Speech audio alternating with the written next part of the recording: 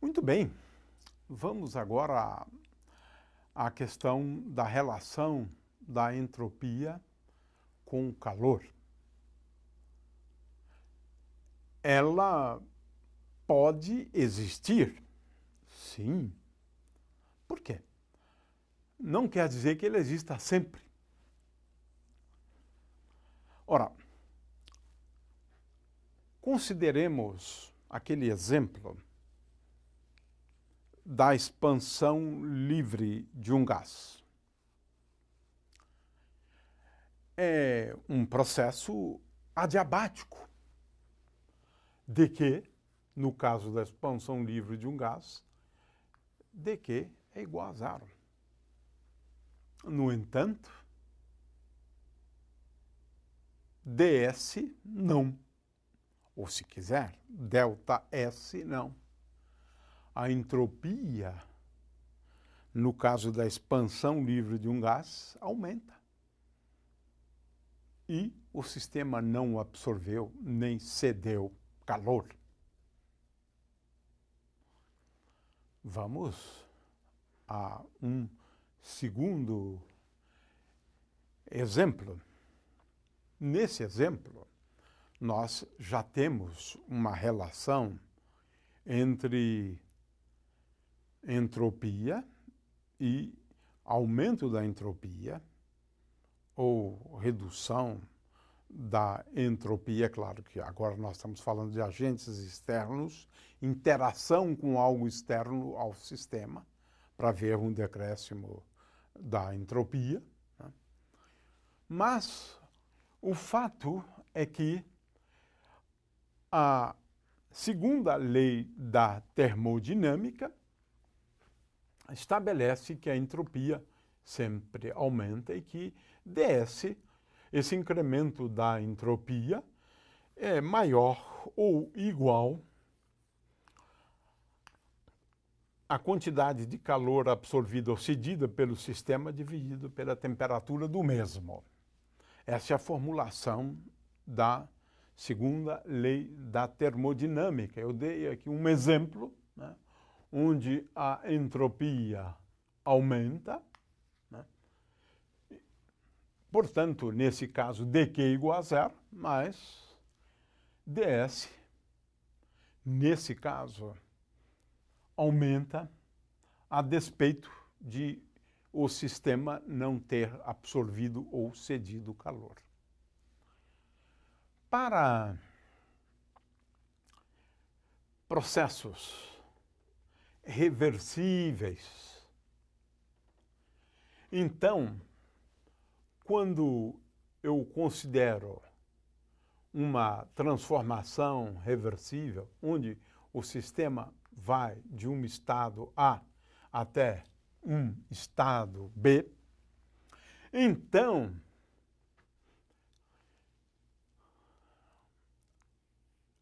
a entropia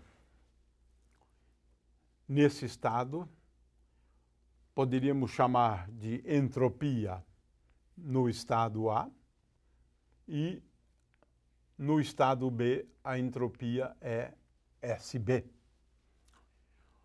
O fato é que a variação de entropia, ela não depende do caminho para se ir de A até B. Depende só dos estados A e B. Portanto, ΔS é igual a SB menos SA.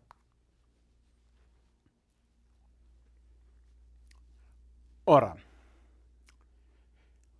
quem é SB menos SA? Eu tenho aqui a integral, portanto, de ds, quando vamos de A até B. Portanto, a integral de ds é uma função que depende, por exemplo, da energia em A e o volume em A. Eu não estou especificando, né, as variáveis das quais a entropia depende. Estou apenas escrevendo SB e SA. Então, a integral de ds de A até B é igual a SB menos SA.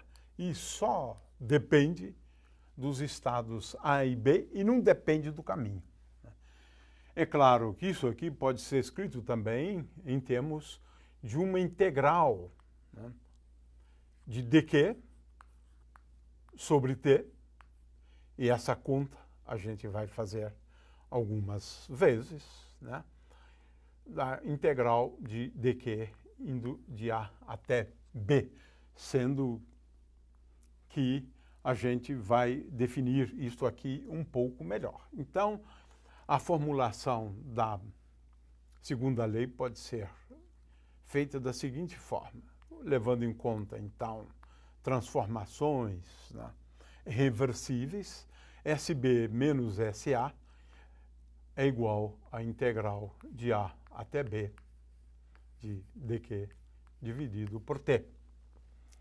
É claro que, de acordo com a segunda lei da termodinâmica, se eu considerar, né, um ciclo, né, ou uma transformação cíclica, onde o sistema começa num ponto e volta para o mesmo ponto, para o ponto A, então SB menos SA é igual a zero. Portanto, se nós estivermos falando de uma transformação cíclica, nós vamos utilizar isso aqui para determinar, por exemplo, o rendimento de uma máquina de Carnot, né? A SB é igual a SA. Então, ao longo de um ciclo qualquer, dq sobre t, agora vou omitir o A, porque é um ciclo, então é de A até A, né? Isto é igual a zero. É uma outra maneira da gente formular a segunda lei da termodinâmica, né? Ora, vamos agora apresentar um resultado relativo a esta relação, né, de entropia e calor, né, que é no caso de uma transição de fase.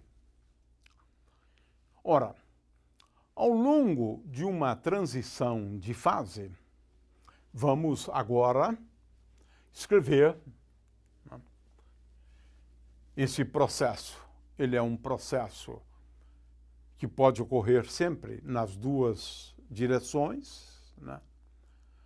Tanto pode ocorrer a fusão quanto a solidificação, né? Então, no caso de uma transição de fase, nós podemos escrever que ds está relacionada ao aumento, ou melhor, a entropia está, ou o aumento dela está relacionada a uma certa quantidade de calor que o sistema recebe ao longo de uma transição de fase, dividido pela temperatura, de forma que a temperatura é constante. Eu estou falando de qualquer transição de fase, quer seja fusão, vaporização, né, ebulição da água, por exemplo, em qualquer transição de fase.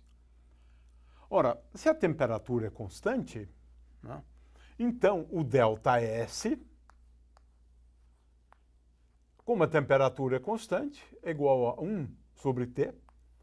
T é a temperatura na qual ocorre a transição de fase.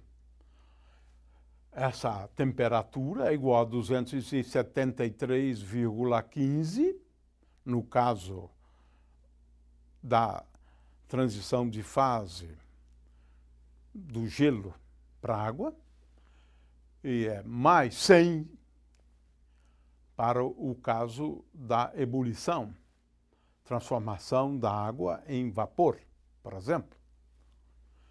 Ora, ΔS é igual a 1 sobre T vezes ΔQ, porque a temperatura se mantém constante. No caso de uma transição de fase, a quantidade de calor